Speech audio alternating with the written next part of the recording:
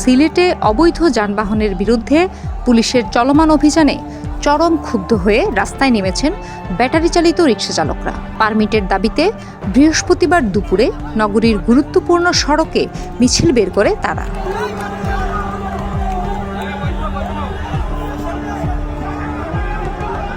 চৌহাট্টা আলিয়া মাদ্রাসা মাঠে সকাল থেকেই জড়ো হতে থাকেন শত শত রিকশা চালক। পরে দুপুর 12টার দিকে তারা মিছিল নিয়ে চৌহাট্টা পয়েন্টে এসে পৌঁছান এবং সেখানে বাঁশ ফেলে রাস্তা অবরোধের চেষ্টা করেন।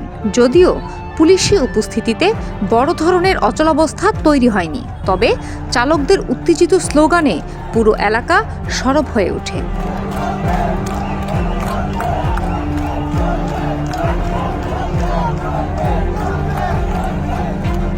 পরে মিছিল সহকারে জেলা প্রশাসকের কার্যালয়ে যাওয়ার সময় সিলেট সিটি কর্পোরেশনের একটি গাড়িসহ মোট 2টি গাড়ি ভাঙচুর করেন শ্রমিকরা।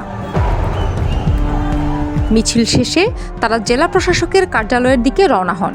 পথে পথে তারা পারমিট চাই, রিকশা চালাতে দাও, গরিবের পেটে লাথি মেরো না, এমন নানা স্লোগানে উত্তাল করে তোলেন নগরীর রাজপথ। মিছিল শেষে চালকরা বন্দরবাজার পয়েন্টে অবস্থান নিয়ে সমবেত হন এবং সেখান থেকেও একই দাবিতে বিভিন্ন স্লোগান দেন।